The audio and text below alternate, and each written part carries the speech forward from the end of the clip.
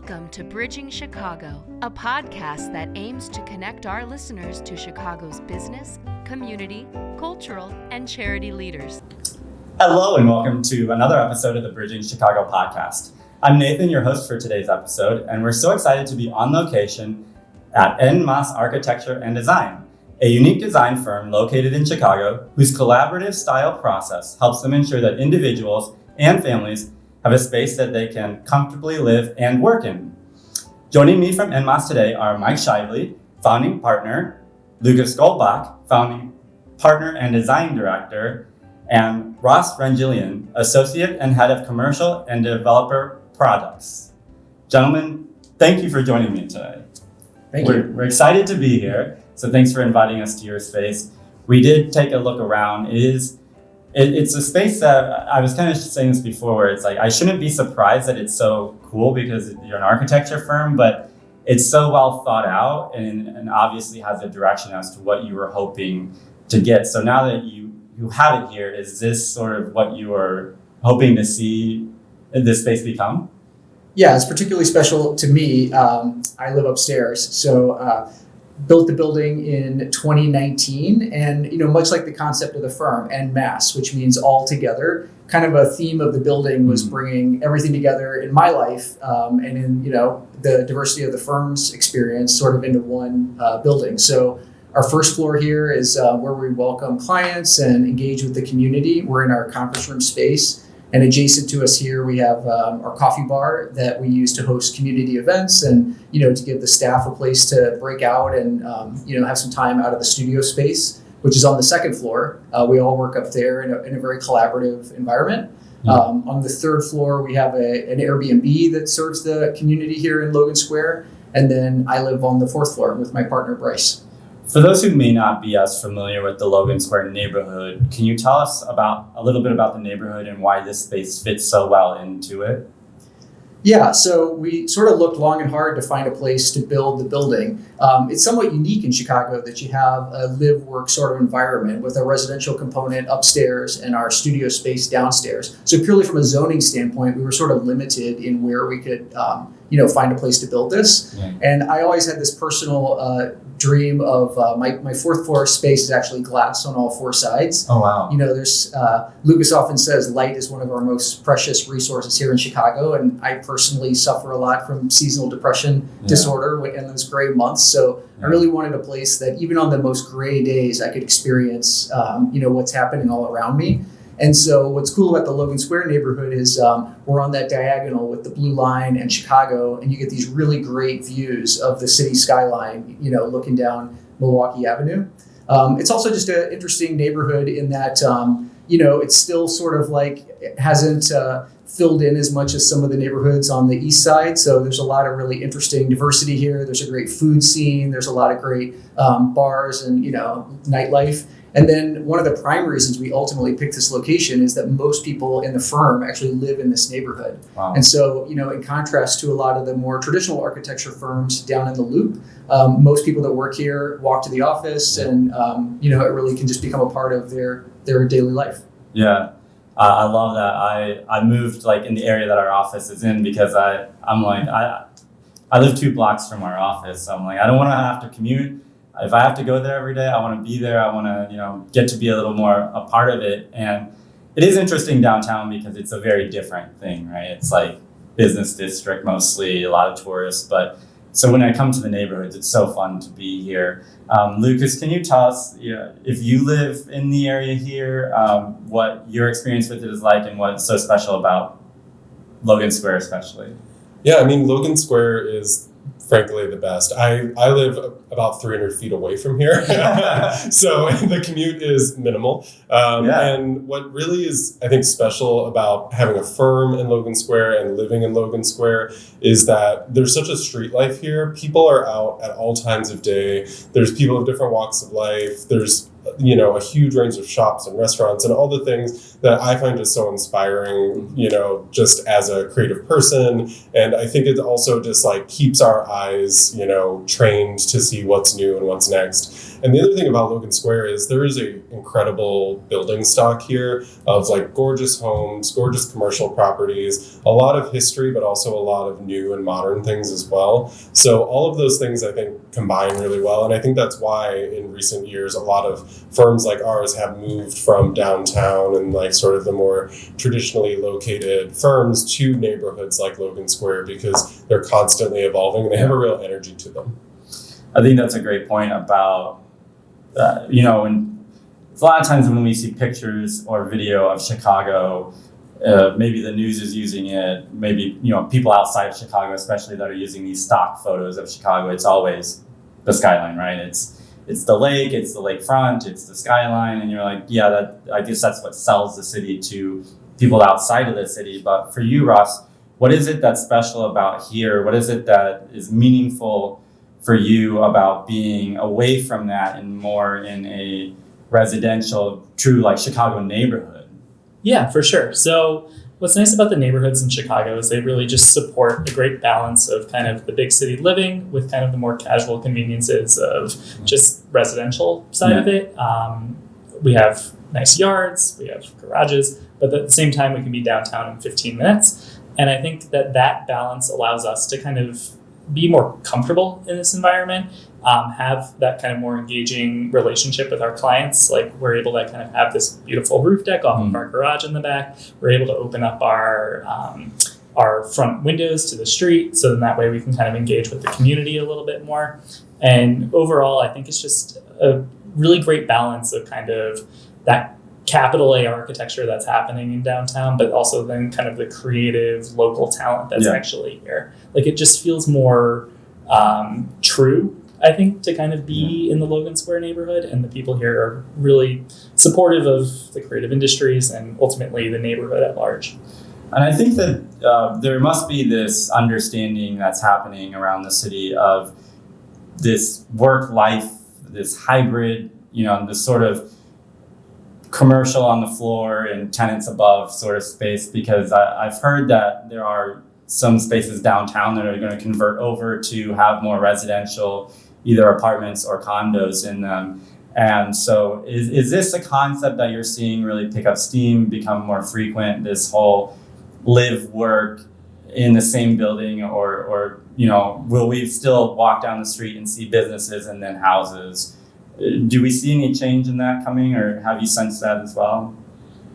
I mean, I think that it's like one of those things that was the way of living and working in the past, and we sort of got away from it with sort of like the commuter lifestyle and, going down to a city center. But I think as, work has spread out to be not always in the office and is happening more at home, I think the like live work kind of sensibility that, maybe our great grandparents had in neighborhoods like these is really returning. And I think that people want to, have a short commute, or they want to have flexibility. And I think that a lot of people are also, really diving into their passions, and, some of those smaller commercial spaces are ways to, achieve that. Yeah, and I think Chicago really does support kind of pedestrian friendly streets and once again that kind of more neighborhood vibe. And you definitely see a lot of people wanting to kind of merge their work with their life in some sort of way. And so by carving out the ground floor to kind of be a small office space allows them to take their largest investment and kind of merge two different interests that they have, as opposed to kind of keeping those elements completely separate. To Lucas's point, that flexibility, I think, is ultimately what people are looking for. And I think that kind of idea of creating place within neighborhoods is really what's driving a lot of these decisions. Yeah, and Mike, when you were sharing with me about this space, it kind of seems like maybe you were ahead of the curve a little bit in this, because one of the things that I really sensed when you were sharing was that there's a lot of intention behind how this is all set up, and just like, because one of the questions I asked before was, about how is this sort of what you envisioned, and not just in like there's a table here, there's a coffee bar, there's a desk upstairs, but in like the doors that open to the front, and you have the patio out back and the workspace. And you were sharing with me about how people work in this space. With all of that, I guess, it's no longer live/work, but it's live and work, as we were talking a little bit about that. But how how do you think about the balance of that when you're creating these spaces, and especially this one here where it is so much like live on top of work? How do you think about the balance of keeping both of those things, in this sort of healthy, I can live and I can work and I can be comfortable in both spaces, but need to be away from one when I need to do the other? Mm-hmm. Yeah, I mean, for me, architecture is sort of in my blood. It's really what I wanted to do my whole life. And so, in a lot of ways, for me, this building is a culmination of all my passions kind of in one place. But I think it's a particularly relevant building, to the type of work that we do, because our goal with all of our clients, whether it's a custom home for someone or a second home for someone or an office space or a cafe or, any of the commercial projects we do, we don't sort of come at it with our own sort of stamp of like, this is the style, we think you should be. What we're ultimately trying to do is really make the best of what our client is looking for, right? So, getting to know them, getting to know, what about their life, could be enhanced by the space that they're in, and then creating the space, for that task or that idea. And so it's really, I think, interesting for our clients to come to a space like this where I actually live and where, everyone that works here lives close by and really in some ways treats this like their home because, there's little lessons throughout the building of how you can, how I live my best life and how we can offer that to our clients. Yeah. It's kind of funny. I don't know why I randomly thought about this, but I'm going to ask you, Ross, because I'm going to come back to this on another topic here. But in school, I never thought about this before, but architects, in my opinion, are kind of nerds because the people who spend the most amount of time doing school work or in I was a science, so like lab, but I mean, I was in a fraternity. We had one guy who was an architect major, and I never saw that guy. Like, he was always in the studio or doing, work. And I'm like, dude, what is this major that you are? But do people always understand architecture and the work that goes behind it and sort of what you had to do to be able to do what you're doing now?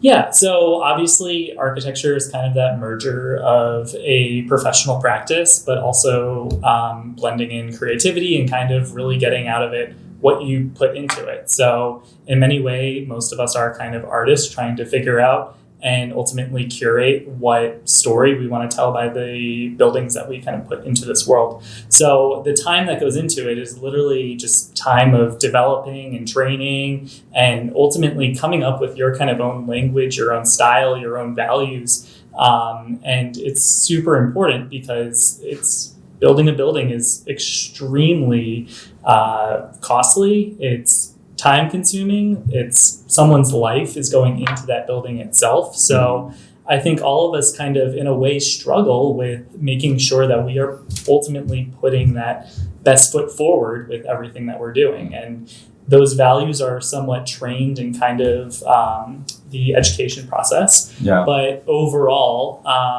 I would argue that it trains you to be a creative thinker, and that isn't necessarily such a linear path. It's not a formula. It's not an equation. It's a very roundabout way to kind of get to the answer that you need to get to. And overall, I think all of us somewhat enjoy that level of curiosity, and that's kind of why you don't see us when we're sitting in studio. Yeah. When I would be like, oh yeah, he's in this frat too. Like, I forgot. Yeah, for sure. Lucas, one of the things that I saw in your bio that I thought was interesting, you talked about the details of things, and I'm a detail guy. I like the details. I like that saying, the devil's in the details, where it's like, pay attention to that. And for you, when you're doing your work or even working with people here, what is it about detail that's important to you, and how does that sort of have an effect on the client?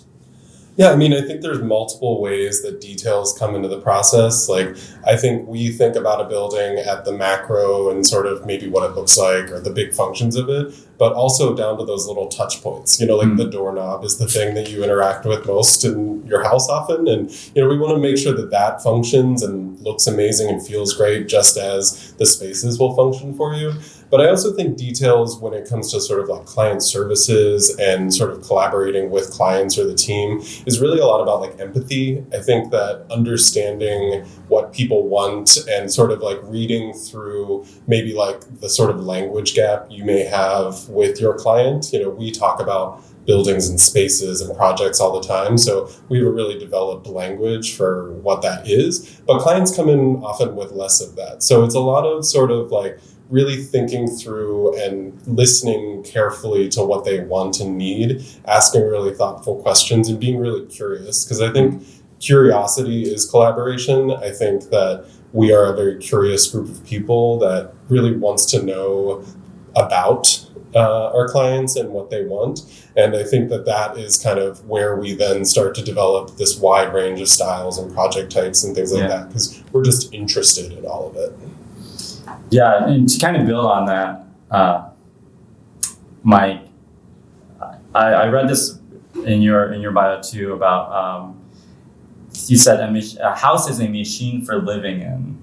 And that kind of got me thinking of a smart house. I don't know. But it was interesting because I was like, a house is a machine for living in. And when you think about your space, there's so many machines in there. And even the things that don't seem like it, kind of all these processes kind of happen. You go about your days or your weeks very similarly, where it's like, okay, maybe you do laundry on this day, you do, people are meal planning on certain days. Like, we do get into this this process of life, I think. And so for your space to kind of help that be efficient, I think would be a really positive thing. But can you share more about how you help people kind of make this machine something that makes their lives easier or makes it work? Yeah, well, I'll answer that kind of more on the personal level of the people that are actually here. I mean, like I said, I've always been interested in being an architect, and, sort of like Ross talked about, when you're in school, you're very much thinking about, arches and, different facets of architecture and how they're all going to come together. I really never got any training specifically on leading an architecture firm or managing people. That's something I had to sort of figure out over time as, the firm grew. But one thing that sort of came to as a realization to me pretty early on is that, everyone's got, somebody really smart once said to me, like, always hire people smarter than you. And I think there's some real value to that, in that, get to know the people that you're working with, get to know what they're really good at, put them in the best role that they can be in, and give them the best resources to do the things that they're good at. Because when you empower the people around you and when you sort of build them up to be their best, you're ultimately getting, the best results for the organization. Yeah, and along with that, the way that you've set up the studio here, where people are learning from each other, you're not just learning from what you're doing, but you're learning from what happens around you. I think that was really interesting to me, because I never really thought about that. I've thought about, the whole coaching and mentoring. You find someone who has a lot of experience so you can learn from their experience, but just learning from your environment as well, I think, is really important. Yeah, we talked upstairs about how we sort of naturally divided the office into sort of the social and meeting spaces downstairs, and then the collaborative workspace upstairs. And so in doing that, we ended up with this very dense collaborative space where you literally hear, especially for some of the loud talkers in the office, like, everyone that's on the phone, what sort of challenges are they dealing with, what's happening on their project. We have some big pinup boards in the office where, you can post the sketches you've been working on or the renderings you've done that you're really proud of. And I think that the ramifications of all that are just sort of, it sort of naturally happens that everyone in the office is aware of everything that's happening in the office. And so there's a lot of learning that can just happen by soaking all that in without, dedicating a specific time for us all to catch up on different projects. We can all just sort of stay in the loop of what's going on. It's been a real benefit. I feel like that's happened in every area in some ways, and in what you're describing, just kind of learning from your environment. But Ross, one of the other ways that that's happened is through social media. Obviously, it's just exploded, and I don't know if you're on Threads yet, but now you got to get on Threads. Yeah, but it's really changed the game for everything. Mm-hmm. But can you share with us, for architecture specifically, what it's done and how you want to leverage that for what this is building in the future, continuing to build. Yeah, for sure. I would say Lucas actually does most of our social media, so I'll let him follow up to anything I say. Yeah. But I do think that social media has kind of given architecture firms, especially smaller ones, a platform to be able to reach kind of their audience in particular. It allows us to kind of tell our lifestyle and show kind of inside the walls of what's actually happening behind an architectural studio. It's also a way for us to engage with a wider base of people. Like what we do for a living, not everyone has the ability to partake in, just because it is a very expensive trade to kind of get involved with. But the reality is the lessons that we learn in here are very beneficial to many different types of people, and also can help people understand ways to kind of incorporate some amazing design ideas into their own home. So I think overall, just like exposure in general has really been the benefit of social media. And also just the barrier of entry of marketing. Like it allows us to use those platforms to really reach wider audiences without having to spend a lot of money for huge marketing campaigns or ultimately advertising in magazines that are seen by our peers as opposed to our potential clients. Yeah. Yeah, I mean, I think the big thing that it lets us do is, first show not only our work, which is obviously something that we have to do as architects and as professionals, but also show who our team is and give people a clear understanding of like what our, ethos is and what our culture is here, because that is a huge part of hiring an architect. You do have a relationship with them for sometimes multiple years. So I think it's a good way to sort of introduce people to who we are.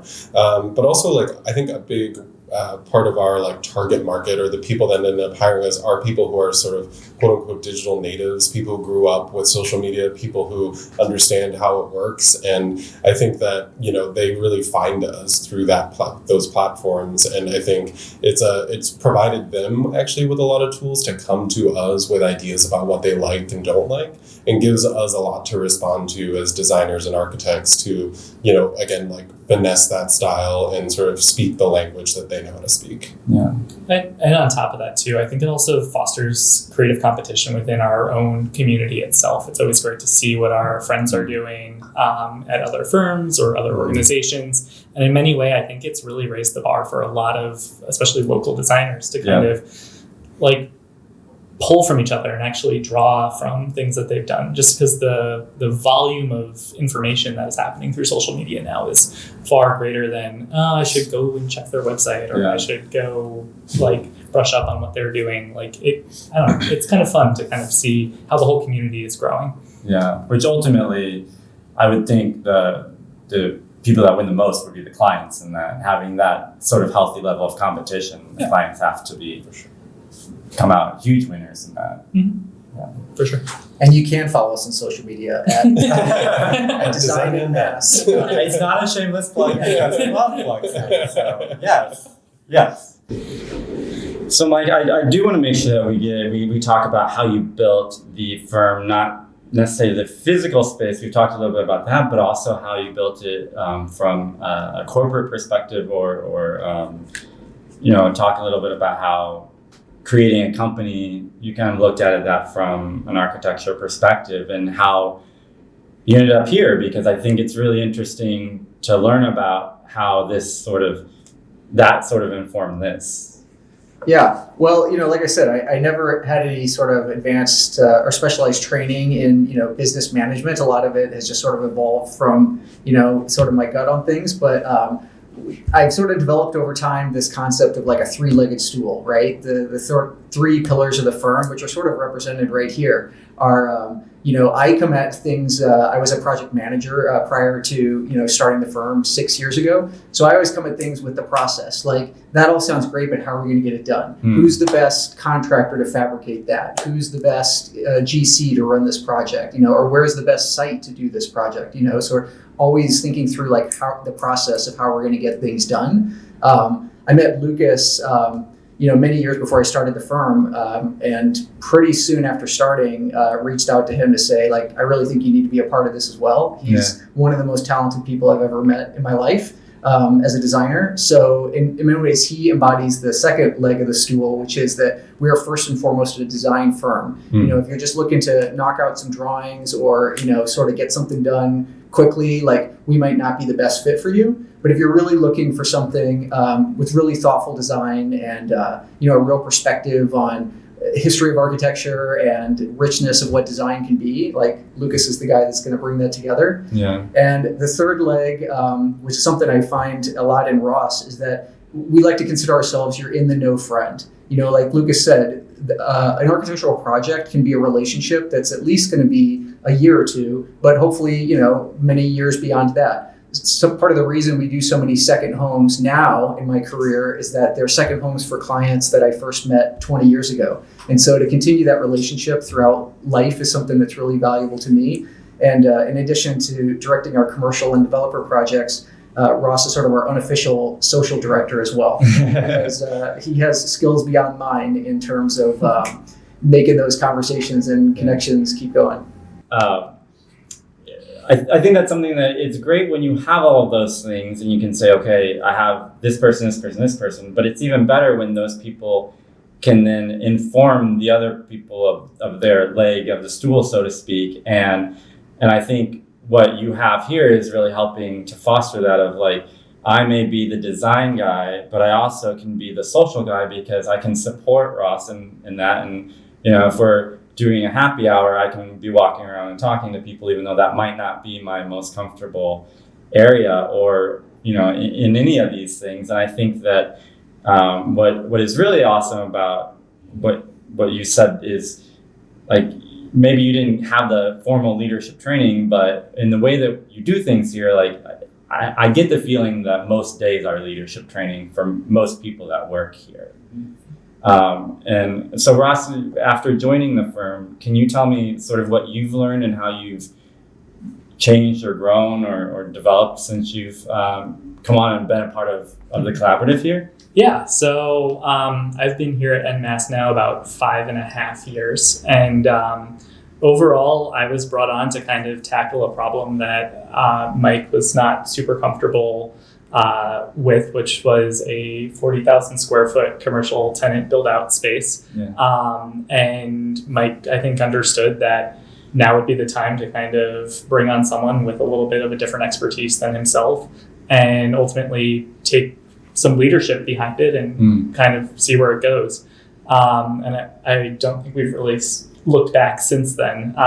It was kind of our largest commercial project to date, but I think it was a lot of fun because it was literally started from a client that we worked with on the residential side that had us come in and then do his office. And it's really great to see that same client had enough trust and faith in us to really kind of scale and grow with him as he was able to kind of continue to build his little empire here in Chicago.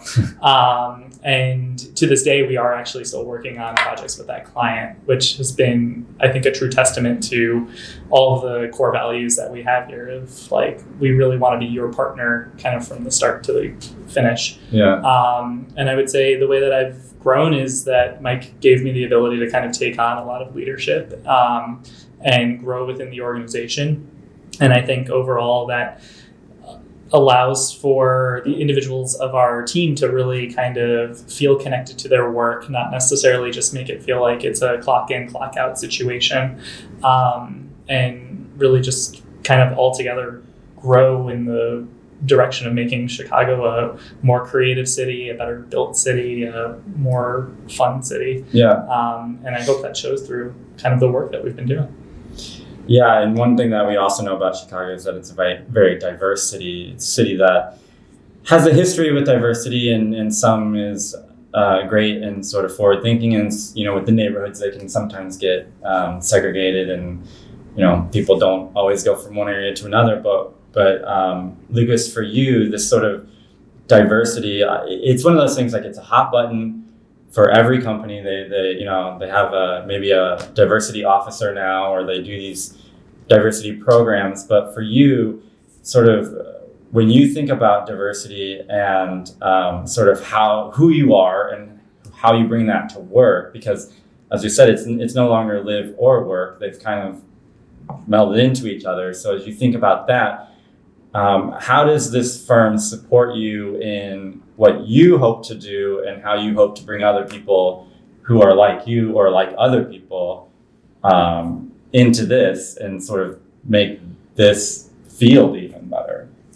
Yeah, I mean, I think one thing we do internally is we really think of ourselves kind of as a come as you are firm. We really try to embrace everyone's backgrounds, differences, perspectives. Everyone from Mike and I down to the intern have design input on projects, and we're really sort of a big tent sort of group of people where we want to learn from everyone, and everyone has a way to contribute. And one of the things that is a challenge in architecture is it is historically not a very diverse profession. The statistics on architecture are bad, frankly. And so one of the things that we try to support in the firm is opening our doors to whoever kind of wants to have a conversation. We've had staff members who've taught in the past, and their students have come through and been able to have access. I work with the LGBTQ Alliance for the AIA Chicago, and there's been a lot of learnings and events there that we've tried to bring back to the office. One of the things that I've learned through that process is that there's, of course, you have to be one to see one. You have to have that organization and be visible and be vocal, but also there's a lot of using your own privilege to benefit those with less privilege. So one of the things we talk a lot about in my group is we have a certain amount of privilege and rights, though, as LGBTQ people, but although those are somewhat more under fire today than they have been. But it is our responsibility to create space for folks who have less visibility, have less privilege. And so we often will partner with and sort of provide a platform for other groups like NOMA, which is the National Organization of Minority Architects, or Arquitectos, which is a Latinx organization that focuses on the architecture profession, and many more that are really doing the actual boots on the ground work for people who are really underrepresented, but also for the LGBTQ community, providing faces and resources and a place to talk about an experience they may have had on a construction site or in their office. So it's one of those things where it's those are all things that we try to do outside the office, but also bring them to the office as much as possible, and just try to be open-minded, open-hearted, and open-doored to as many opportunities as come our way. Yeah, that's awesome. Mike, kind of closing us out here and building on that, when you started this, how did you see the social responsibility of the firm, and especially being so ingrained in the community? What was your hope with En Masse as far as what you wanted to be as a social and sort of not just diverse, but as with your social responsibility here in Chicago and helping to grow this city in the direction that it wants to? Well, I was particularly struck with that responsibility when I started putting together the ideas for this building.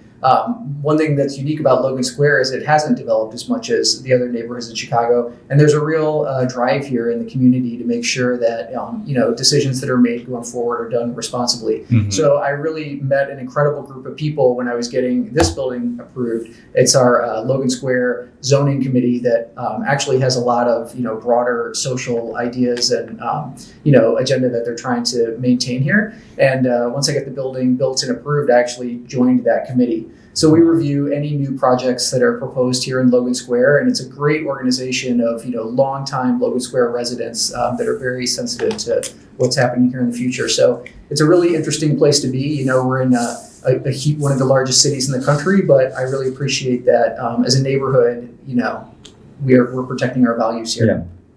Yeah, and I think that not only protecting, but you're really walking them out. You're growing them. You're they're changing as things change. But I think standing by them is really important, and a lot of what we've seen here and what we've heard here, I think that comes across so well. So I think that this three-legged stool that you've got, it has to be a good foundation. There's so many architecture terms out there that I never really realized. I was like, I don't know how many times I said like building on that or not.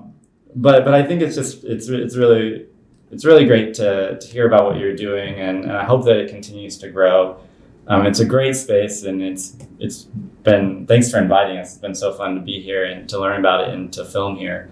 But I really just hope that you get to continue to grow and continue to do your thing, because I think I think there's a lot of people who think architecture is really cool, even if we don't understand exactly what it is. So, really neat. Appreciate that. Yeah, thank you for coming. Yeah. Well, we want to thank you for tuning into this episode of the Bridging Chicago podcast. Be sure to visit En Masse at Design En Masse, that's Design ENMASSE.com, or on their Instagram, where their handle is at Design En Masse. You can also find more information on them, as well as listen to all the past episodes of the podcast on our website, www.bridgingchicago.com. You can follow us on Twitter or Instagram, where our handle is at Bridging Chicago. Thanks for joining us, and we hope to see you again soon. Thanks for listening to this episode of Bridging Chicago, as produced by the SATC Solutions Center. Nothing contained in this podcast shall constitute financial, investment, legal, and/or professional advice. No professional relationship of any kind is created between you and the podcast host or guest. You are urged to speak with your financial, investment, or legal advisors before making any investment or legal decisions. Furthermore, the opinions expressed in this podcast are not necessarily the opinions of SATC Solutions Center, SATC Law, or any of its employees. This podcast is created by the hosts and guests' individual capacities. All opinions on this podcast are or have been rendered based on specific facts, under certain conditions, and are subject to certain assumptions, and may not and should not be used or relied upon for any other purpose, including, but not limited to, or use in or in connection with any investment purposes or legal proceeding.